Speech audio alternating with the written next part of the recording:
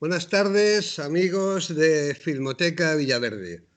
Continúa este ciclo de novísimo cine español que organiza, igual que el resto de las sesiones y de los apartados, la Unidad de Cultura del Distrito Villaverde.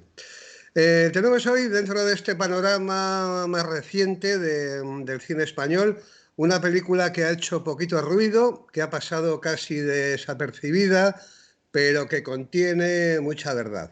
Está detrás de ella Miguel Ángel Jiménez, cineasta de los mundos perdidos, como yo digo que ya nos sorprendió años atrás, a comienzos de década, con dos películas de carácter internacional excepcionales, como fueron primero Ori y después Chaika, en el año 2011 y 2014, si no me falla la memoria, respectivamente. Después, tras una producción de encargo que se llamó La Mina en España, ha vuelto este año pasado con dos películas excepcionales. Un documental llamado en cada lenteja un dios y un largometraje de ficción que se ha distribuido comercialmente en todos los sitios, que se llama Una ventana al mar, que es la película que vamos a tener ocasión de volver a ver quienes ya la conocemos y de descubrirla todos aquellos que no la hayáis visto antes. Miguel Ángel Jiménez, muchas gracias de verdad por haber hecho un hueco en tu vida y estar aquí con nosotros. La pregunta obligada, ¿cómo surge la película? ¿De dónde viene Una ventana al mar? Cuéntanos, danos una pincelada un poco de la génesis de la película. Vale, bueno, muy buenas tardes y joder, qué feliz que haya gente que esté todavía interesada en ver nuestra película.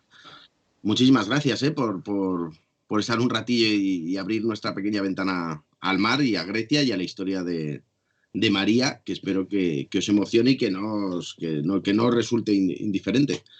Bueno, la historia de Una ventana al mar, que empezó siendo, recuerdo que la primera versión que escribimos se llamaba María y el volcán. Pues, ¿sabes? Era la voluntad un poco de reescribir mi propia realidad e intentar utilizar la ficción como un modo de darme a mí mismo cierta esperanza. Porque, mira, yo tuve la suerte de poder estar en esta isla tan bonita en Grecia, que se llama Nisiros. Estuve ahí en el MFI, que es el Mediterranean Film Institute, una cosa que hacen los griegos, una cosa fantástica para poder desarrollar guiones. Y yo estaba haciendo otra película ahí con mi amigo Luis Moya y el guionista.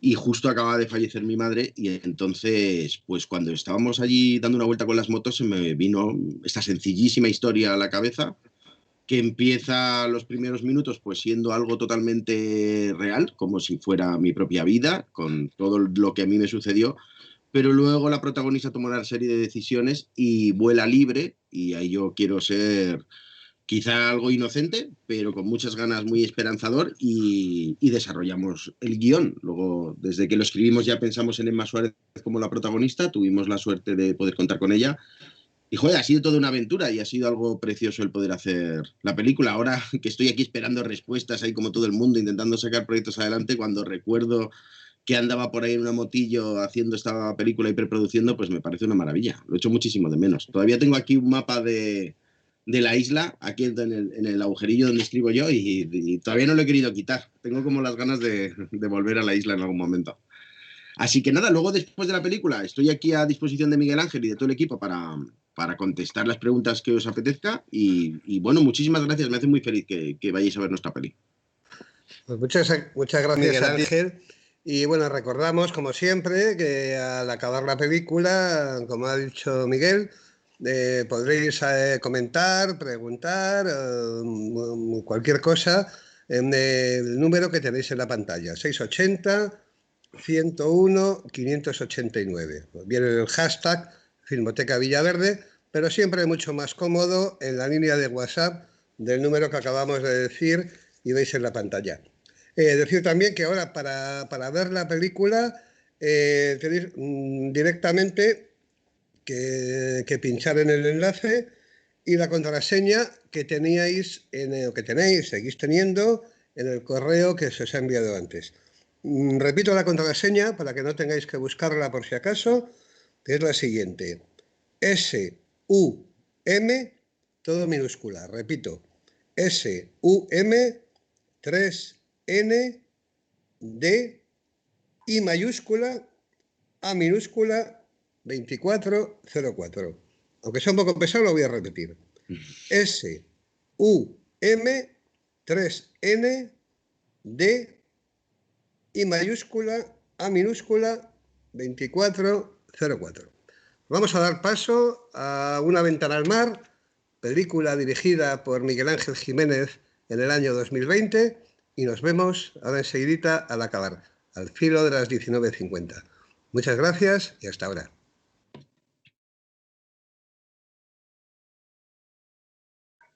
Cuando pasan 51 minutos de las 7 de este martes 23 de marzo, buenas tardes de nuevo, amigos de Filmoteca Villaverde. Esto era Una ventana al mar, de Miguel Ángel Jiménez, que está compartiendo la tarde con nosotros en cuerpo y alma, en el alma de la película y físicamente él con todo su cuerpo y persona. Miguel Ángel, se acaba de aprobar en el Congreso de los Diputados hace muy poquitos días la ley de eutanasia, la esperada ley de eutanasia, pero la película, de una manera natural, adopta su propia tesis, sin cortapisas, de una manera muy coherente, al margen de normas y demás. ¿Cómo decidiste plantearlo así, de esta manera tan natural, pero no tan sencilla, por el conflicto dramático que origina al personaje y a quienes están a su alrededor? Para mí, intenté imaginar, junto con Luis Moya, el guionista, intentamos imaginar un final bueno, un final digno. Éramos pues muy inocentes, pero también teníamos muchísimas ganas de que, aunque la tragedia era inevitable, pues es una tragedia, pues queríamos que hubiera un final digno. Entonces, bueno, creo que de algún modo en el guión se trabaja sobre esos pequeños pasos que María va dando, de, bueno, atreverse a hacer el viaje, de darse una oportunidad, de ir ensanchando sus horizontes, de ir cada vez un pelín más adelante. Y yo creo que el resultado definitivo es que de algún modo no se puede escapar de la enfermedad, ni se puede escapar de la tragedia, pero gracias a sus ganas de vivir y a descontextualizarse y a buscarse a sí misma intentándolo, pues consigue que su final sea mucho más digno. Todos los finales son dignos, ¿eh? Pero joder, me gusta cómo usar esta palabra, porque más que digno quizás sea deseable, porque es lo que desearía yo para mí mismo o lo que hubiera deseado para mi madre, claro que sí. Ese final, bueno, aunque sea huyendo, ¿sabes? Que si te pilla eso, que te pille huyendo, ¿no? No con las manos en alto. Sí, a mí me gusta mucho esa manera tan natural. El otro día comentábamos en otro coloquio de la película lo que contaba Juanjo Millás, el escritor Juanjo Millás, hace poco en la radio. Claro, que decía que la muerte, pues, estaría bien afrontarla de una manera natural, como algo inexorable, pero algo que irremediablemente pasa y que es así, y saber prepararse para la muerte. Contaba él con mucha gracia que deberíamos asumir, como cuando una mujer está embarazada, que te la encuentras, hombre, ¿cómo vas? ¿Y cuándo pares? ¿O cuándo das salud? Pues igual que te encuentras a un señor que sabes que está mal, que va... Dice, hombre, ¿y usted qué tal? ¿Y usted cuándo se muere? Claro. Claro, esto llevado ya a un tono de humor, pero yo creo que, claro, que es que de vez en cuando, pues el afrontar la muerte de esa manera, pues no deja de ser difícil, pero es importante. Con lo que nos has contado al principio, para que quede claro, la historia surge a partir del escenario que te encuentras en la isla, o la historia ya la tienes, en una palabra, la historia decides ambientarla allí, o tienes primero la localización y decides crear una historia para desarrollarla en la isla. Bueno, realmente... Perdona, en la isla de Nisiros, que es una isla real que existe en el Adriático, me parece. Bueno, está en el Egeo, en el Dodecaneso. En el Egeo, perdona, en Grecia. Es una de las islas más al sur, cerquita de Rodas. Luego queda Cárpatos un poquito más abajo, pero bueno, es una de las islas más alejadas de Grecia, muy cerca de Turquía y muy al sur. Y realmente a mí, mira, la idea muy sencilla de la película se me ocurrió, más que se me ocurrió, la sentí de un modo muy fuerte allí, en la isla. Porque yo estaba en la motocicleta en ese momento, pues siguiendo a Moya, porque estábamos ahí haciendo esos cursos del MFI, del Mediterranean Film Institute, y entonces pensé, hostia, siempre ando como muy agobiado por el dinero, por la supervivencia, por sacar los proyectos adelante. Y pensé, pero joder, qué suerte tengo, ¿no? Qué suerte tengo de estar aquí. Estaba el sol poniéndose ahí en ese sitio de Pali, en un pueblecito de la isla. Y entonces pensé, hostia, qué bonito habría sido que mi madre se hubiera venido aquí, que hubiera estado aquí. Y entonces pensé, hostia, ¿y si empiezo una película de un modo europeo, realista, duro, no tipo Haneke, pero sí un poco así, en ese sentido más duro? Y luego ella, por no sé qué razones, va y se viene a esta isla y aquí es inmensamente feliz, aunque la tragedia esté ahí. Y entonces el germen de la historia surgió de ese modo, surgió en la propia isla. Así que nunca más pensé en localizar la película en ningún otro lugar. Siempre pertenecía a esta pequeña isla, que no es que sea la más bonita de las islas griegas, hay islas mucho más bonitas, pero es una isla real. A mí me gusta pensar que la isla pues es como Aquilas, bueno, Aquilas es el actor, Aquilas Karacisis, el actor que hace de Estéfanos. Me gusta pensar que la isla es como Estéfanos, es decir, alguien que hay mucha gente mucho más atractiva, pero que, ¿sabes? Puedes pensar que tú podrías estar allí. Si tú a lo mejor vas a Mykonos y te quieres imaginar viviendo allí, pues lo mismo no es posible y se queda en un sueño. Pero Nisiros tiene algo real, en el cual creo que uno puede pensar que podría llegar a terminar sus días ahí o a vivir felizmente una larga vida, porque es un lugar más asequible. Y bueno, nunca pensé en otra localización. Esto enlaza muy bien con una película que hemos visto aquí hace poco, ONS, otra película española de Alfonso Zarauza, que también su localización, su escenario, tiene un protagonismo fundamental. Allí es la isla de Ons, en Galicia, aquí es la isla de Nisiros, en Grecia, pero en esas dos películas que dialogan muy bien, aunque van de temas diferentes, van de cosas distintas, pero dialogan en muchos sentidos muy bien. Ni ONS sería la misma historia sin la isla, ni yo creo que tu historia sería la misma sin esta isla de Nisiros. Claro, de algún modo me debo por completo a la isla y ya la escribimos pensando siempre en sus lugares. Incluso en un hombre que ya existía allí, que se llama Estefanos, que es el dueño de un kebab, bueno, de un giros para los griegos, un giros, de, de allí, de la propia isla. Y Estefanos, el verdadero Estefanos, hablaba un poquito de español y se podía entender con Moya y conmigo porque había estado, no sé si en Baltimore o en Chicago, no me acuerdo ahora mismo. Había estado en Estados Unidos trabajando y entonces nos decía que en las cocinas de los restaurantes americanos, pues había conocido a muchos mexicanos y después de tanto tiempo allí había hablado, o sea, hablaba español. Y entonces nos basamos y dijimos, mira, este es el tipo que se va a encontrar María, aunque no es solo y exclusivamente este hombre el que le hace tomar la decisión de quedarse ahí.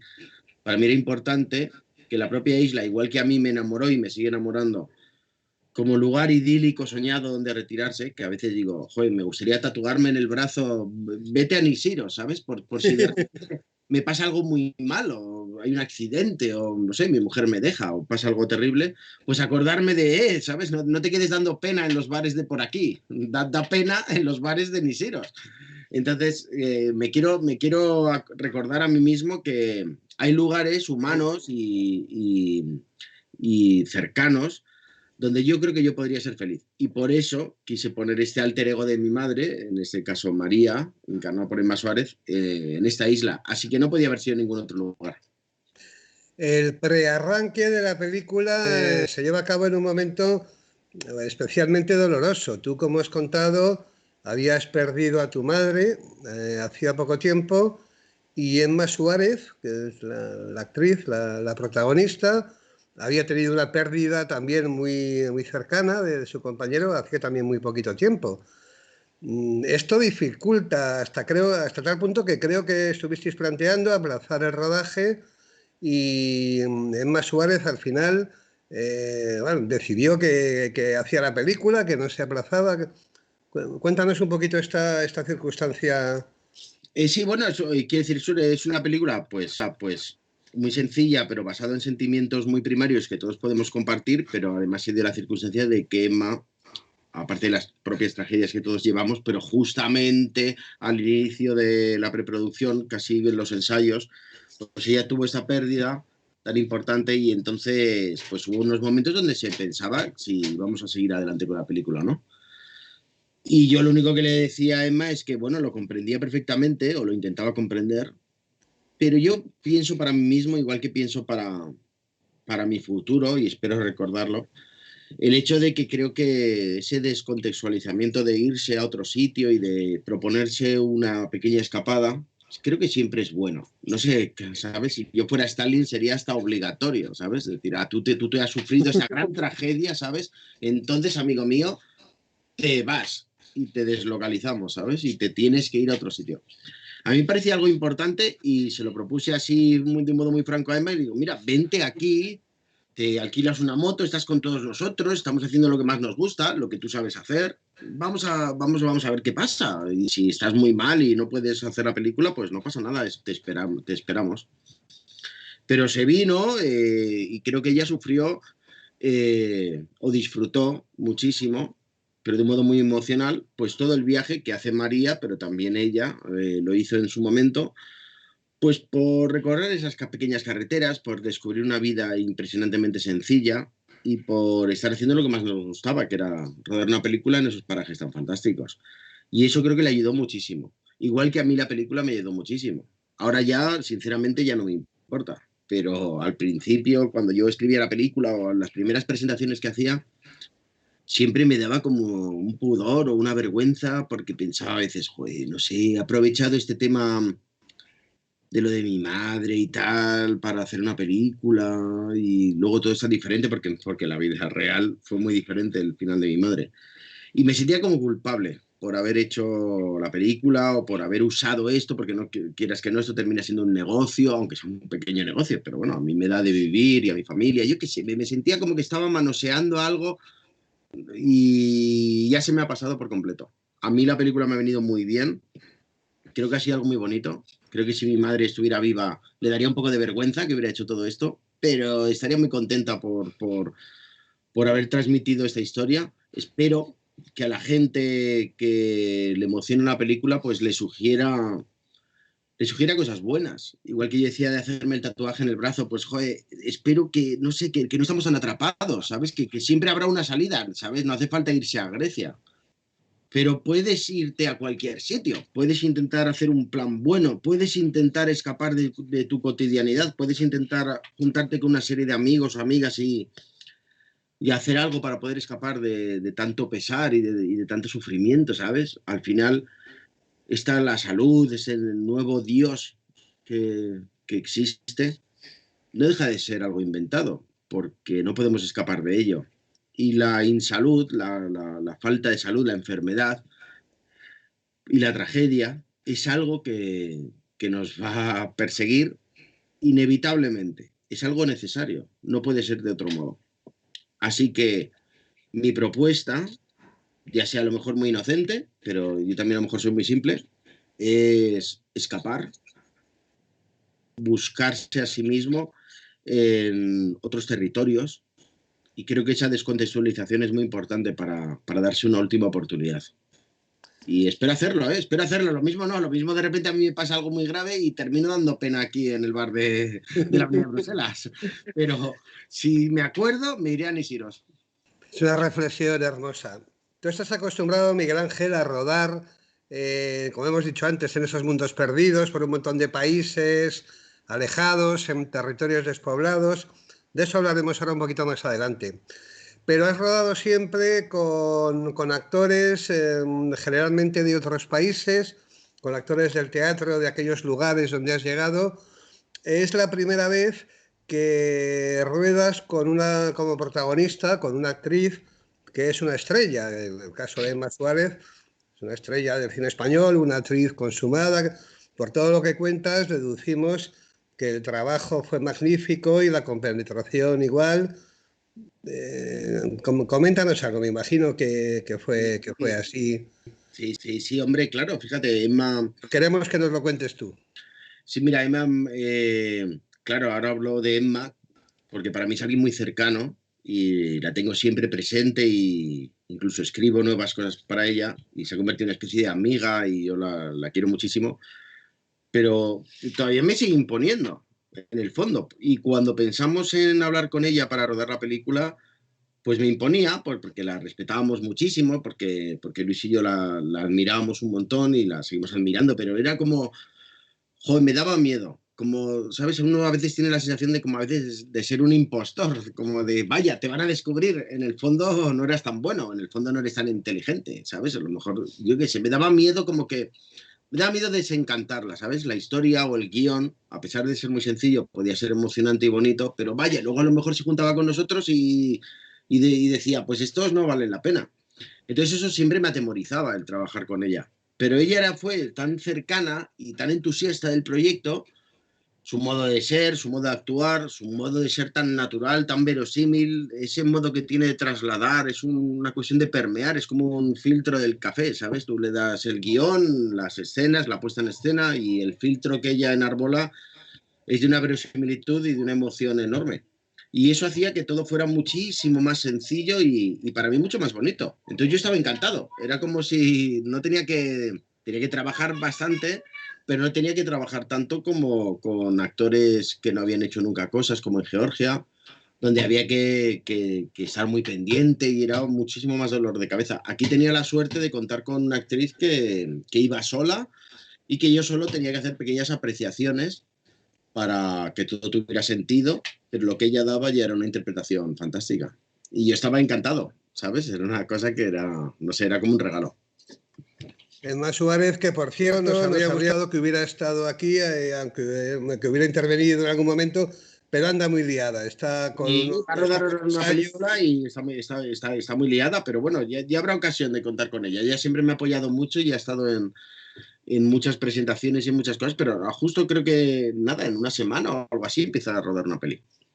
Pues seguro que en una próxima ocasión podemos contar con ella. Y claro que sí. Vamos a algún aspecto técnico de la película que nos parece resaltable. La fotografía, ese contraste entre esa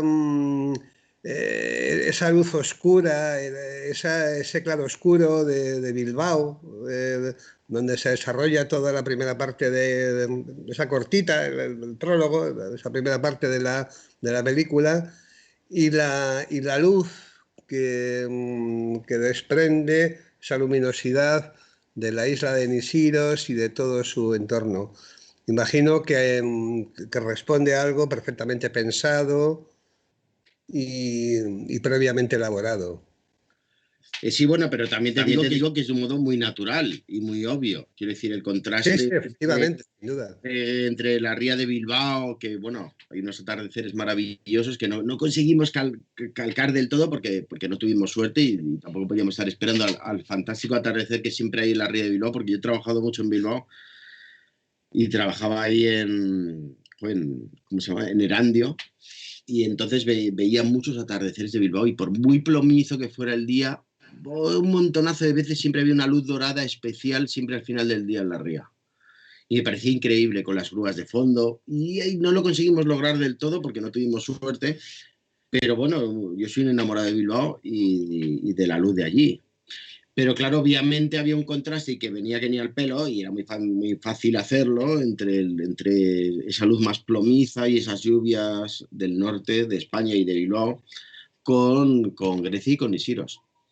Yo creo que nuestra apuesta, más allá de la luz, que creo que tiene un muy buen trabajo, pero es un trabajo muy, muy sencillo, nuestra apuesta más tenía que ver con el encuadre y con la puesta en escena, que decidimos que fuera muy simétrico, frontal, estable, tranquilo y muy sencillo, ¿sabes? No se trataba de hacerse el guay o de hacerse el, no sé, de intentar hacer unas cosas en escena curiosas, que a veces las he intentado hacer como para llamar la atención, y aquí en este caso no, se trataba de contar las cosas del modo más respetuoso y más sencillo posible, intentando dotarlas de cierta intención, de utilizar los travelings y los zooms, pues no sé, de un modo que a mí me gusta, con una gramática muy, muy sencilla.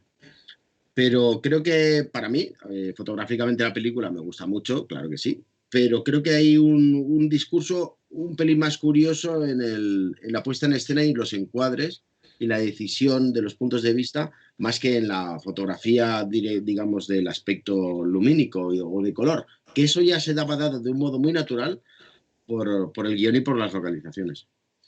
Sí, ese era el siguiente punto que justo te iba a comentar, la precisión en el encuadre, las entradas y salidas de personajes, la profundidad de campo que tienen en determinadas secuencias.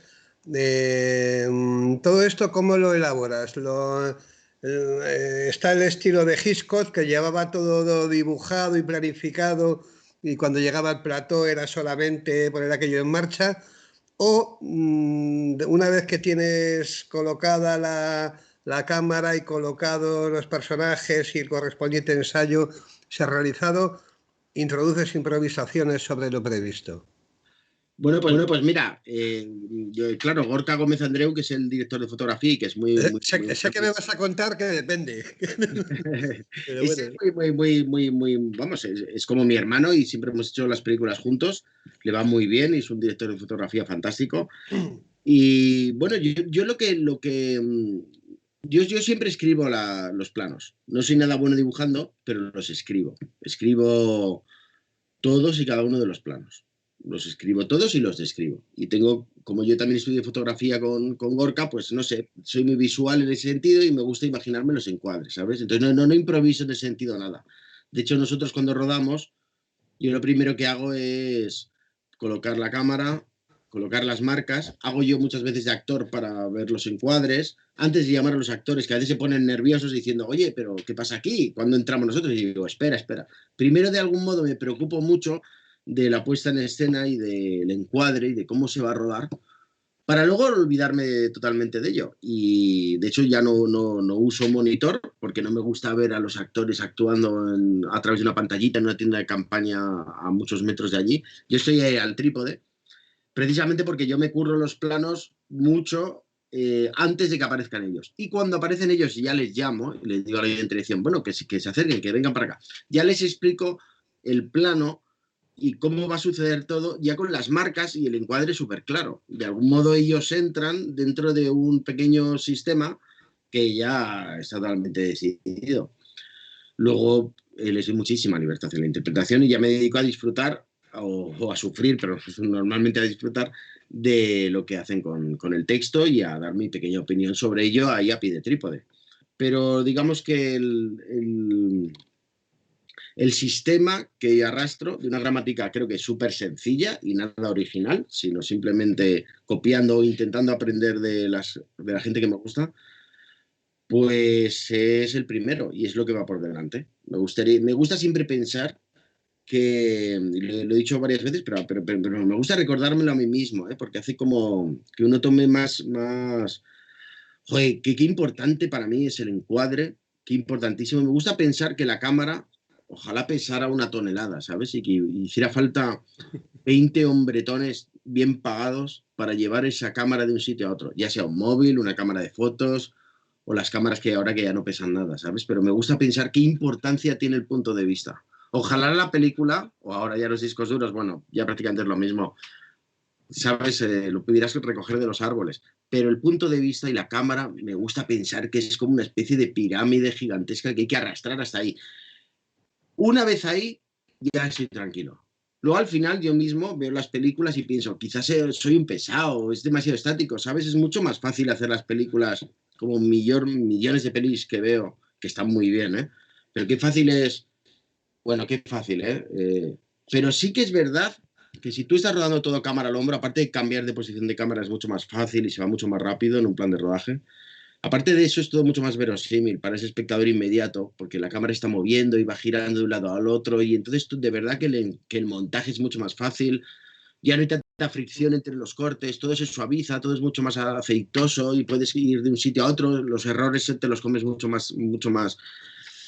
Jo, a mí me gusta mucho pensar más en una especie de neoclasicismo donde los encuadres son de piedra y tú te mantienes ahí, aunque sé que eso ya de por sí da una sensación un poco más pesada y que a lo mejor aleja al espectador de hoy de la pantalla, pero a mí me gusta llevar así las cosas y bueno, como no puede ser de otra manera, pues voy a seguir haciéndolo. Otra cosa que a mí me gusta mucho en la película es el tratamiento del sonido.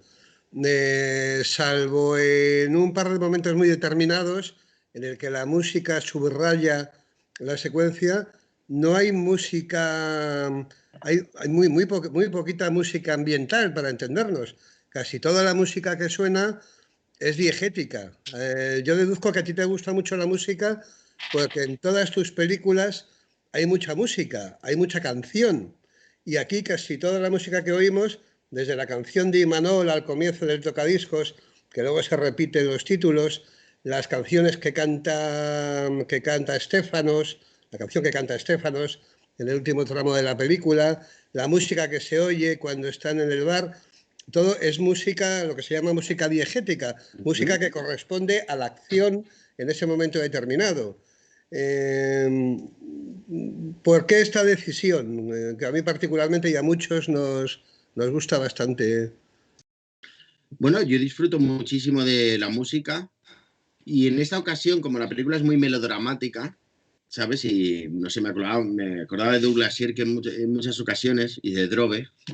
Eh, ¿Sabes? A veces me parecía demasiado. De hecho, el compositor es fantástico, Pascal Gaine, que hace muchísimas películas estupendísimas y yo he hecho con él varias películas, pero sí tuvimos un cierto desencuentro al final porque yo quité muchísima de la música, porque a veces me parecía demasiado, a veces me parecía que la música era bellísima, pero a veces me parecía que subrayaba demasiado. Entonces, al final no sé, ya no me acuerdo, ¿eh? Pero hubo que contarlo por eso de los Goya y tal, y de hecho ni siquiera llegamos al mínimo como para poder presentarnos a la mejor banda sonora, porque es que creo que no llegaba ni a 15 o 17 minutos. Al final, la cantidad de música compuesta para la película era muy poca. Y es por eso, porque yo al final resté muchísimo, porque me daba miedo añadir demasiados elementos a veces, y me gustaba mucho más que fueran los silencios o que fueran las propias palabras y los sonidos ambiente y el diseño de sonido que hice con Josu González, que es un tío de Zarauz que es fantástico para diseñar el sonido en postproducción, me gustaba a veces mucho más que la música compuesta, aunque era maravillosa y era fantástica, pero yo la negué muchas veces porque me gustaba mucho escuchar el sonido real. Y luego me encanta siempre, pero eso ya no tiene que ver con esta historia, sino porque a mí, bueno, como a mucha gente, pues me encanta escuchar de repente a los actores cantar o me gusta mucho la música de los lugares y creo que eso te da lugar a unas secuencias musicales muy disfrutables sin necesidad de estar escuchando al típico orquestón de Bulgaria ahí por detrás. Sí, decisión que compartimos. En el 680-101-589 podéis comentar o formular las preguntas que consideréis. Hay un espectador que comenta, te leo textualmente, el título abunda en lo que se va mostrando a lo largo del relato, en los ojos de buey, en la alusión daliniana y a tantísimos momentos de la película. ¿Qué nos puedes decir sobre estas ventanas a la incertidumbre, la elección, a la esperanza, a la muerte? Bueno, qué bonito comentario, joder, qué bien. Eh, bueno, mira, ya te digo, fíjate, la película pasó por varios títulos. Al principio se llamaba María y el volcán, luego durante mucho tiempo y se rodó así, se llamaba Sumendia, que significa volcán en euskera, y finalmente se decidió por Una ventana al mar. A mí me gustaba muchísimo la escena, no porque me acordara de Dalí, pero creo que eso todos los españoles lo llevamos de serie. O sea, que quiero decir, no es que no es que ni siquiera ni la filmara ni lo negara, pero eso está ahí. Es muy difícil rodar esa escena de un modo diferente.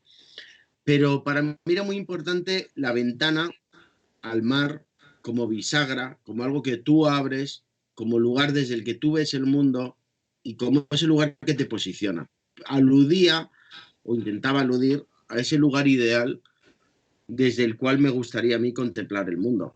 Y por eso, como esta película es esperanzadora o quería que lo fuera, me gustaba que esta mujer, María, abriera esas contraventanas en esa habitación oscura y se diera de golpetazo con el mar. Una ventana al mar para mí significa ese lugar en el mundo desde el cual uno puede con sus manos abrir esas bisagras y darse una última oportunidad. Una última o un montón más, pero por lo menos hacer la acción de encontrar ese encuadre del mundo en un lugar para mí fantástico. Por eso me gusta mucho el título y por eso esa imagen y ese punto de vista del mar es fantástico. La casa real que pertenece a una familia de ancianos de allí de Nisirios que se llaman Costas y Sofía, me acuerdo perfectamente de ellos. Fíjate, son gente muy humilde. Costas era carnicero en la isla de Kos, que es una isla que está enfrente, y Sofía es una ama de casa y están un poco enfermos, ya son muy mayores, y es una casa muy humilde. Y yo pensaba, joder, tienen la mejor casa del mundo, ¿sabes? Anda que no hay un montón de gilipollas haciéndose casas en Mallorca o haciendo un montón de historias, y esta gente, este carnicero, para mí, tiene la mejor casa del mundo. Y está muy orgulloso de su casa, aunque le veían muchos problemas, claro. Pero me parecía que esa habitación donde ellos dormían, porque es la habitación del matrimonio, tenía las mejores habitaciones del mundo, porque realmente estaba sobre el mar. Y no era nada pijo, no era nada snob, no era nada decidido, era algo totalmente natural. Ellos vivían en esa pequeña parte de la costa, en ese enclave maravilloso, y eso quería que fuera el regalo que le hacía a mi madre o el regalo que encuentra a través de Estefanos María en la película. Ha rodado en lugares muy lejanos, como apuntábamos antes. Ha rodado en Georgia, en Azerbaiyán, en Osetia del Norte, en Siberia. Ahora creo que vas a Georgia otra vez. Tienes una especial predilección por los países del este, por los países de las repúblicas de la antigua URSS. ¿Qué has encontrado allí una forma natural donde perfectamente Luis Moya y tú podéis desarrollar vuestras películas? Cuéntanos algo de este misterio. Hay dos películas portentosas como Ori o como Chaika que están rodadas allí y ahora parece que te vas a meter en algo parecido. Sí, sí, sí, bueno, me tira muchísimo. Hay algo allí en esos lugares que me resulta de lo más confortable. Siempre he sido muy romántico en el sentido visual y literario, como, no sé, esos personajes al borde del acantilado, esos personajes de Turner al borde de una gran tormenta, o ese Segismundo de Calderón de la Barca, ese sentimiento de estar al borde del límite, en ese sitio tan inhóspito, en ese sitio tan lejano, en esa especie de Atlántida, ¿no? La Unión Soviética no deja de ser una Atlántida, o estos países alrededor de la Unión de extinto después de la desmembración de la Unión Soviética no dejan de serlo. Hay una sensación de nostalgia, de límite, de desconocido, que no sé por qué a mí siempre me ha traído muchísimo, y a muchísima gente, claro que sí, pero a mí me encanta y yo estoy allí de un modo muy feliz y todo me resulta muy sensual visualmente. Me encanta, me disfruto muchísimo cuando estoy en estos lugares. En Kazajistán lo pasé muy mal, pero aún así sus paisajes valían muchísimo la pena, por supuesto, y nos provocaron la historia de Chaika. Y ahora me gustaría mucho volver a Georgia, y son lugares muy importantes. Pero para mí existe esa sensación de deslocalización, de nuevo, yo vivo aquí en Ventas y, ostras, irme a esos lugares, hay un contraste muy fuerte con mi propia vida. Me encanta esa sensación de límite, de llegar al límite del acantilado, esos lugares inhóspitos, pero también donde cada pequeña vela, cada llama, cada pitillo compartido, cada trago de vodka o cada pequeña conversación, aunque sea de un modo improvisado y en un lugar raro, de repente se convierte en el lugar donde uno querría estar o donde a mí me gustaría abrazar o compartir. Y guardo el recuerdo de muchos conductores de camión o de tipos que me he encontrado por el camino en esos lugares perdidos y creo que nuestro rato ha sido enormemente ahora dado por completo mi alma, ¿sabes? O mis sentimientos. Y han dejado una huella totalmente, han sido muy permeables a mi mirada. Y creo que eso es un sentimiento que hay en esos países que siempre me cautiva y me tiran como un imán. Y sí, ojalá este último guión que he escrito, espero la Georgia y espero que me ayuden y que pueda conseguirlo. Será otra cosa pequeña y que seguramente pasará desapercibida, pero ya a estas alturas, ¿sabes? Yo lo que quiero es volver a rodar, estar allí con mis amigos y poder transmitir sentimientos que son muy cercanos, aunque sean lugares muy lejanos. Muy bien, Miguel Ángel. Se nos echa la hora encima y de verdad que es un placer la conversación que podría ser interminable. Pero aunque sea un tópico, el tiempo apremia. Y queda recordar a los espectadores que termina el mes, termina este ciclo, continúa el mes que viene, pero termina el ciclo de este mes, en este próximo sábado, aquí mismo, en la pantalla online de Filmoteca Villaverde a las 6 de la tarde, nada menos que con Deseando Amar, The Mood for Love, la mítica película de Wong Kar-wai, que estará comentada por el crítico Israel Paredes Badía. Muchísimas gracias, Miguel Ángel. Un abrazo fuerte de verdad. Mucha suerte, mucho empeño en el próximo rodaje. Y a todos los amigos de Filmoteca Villaverde, muchísimas gracias y hasta el próximo día. Un Venga, abrazo, muchas Miguel. gracias. Hasta luego.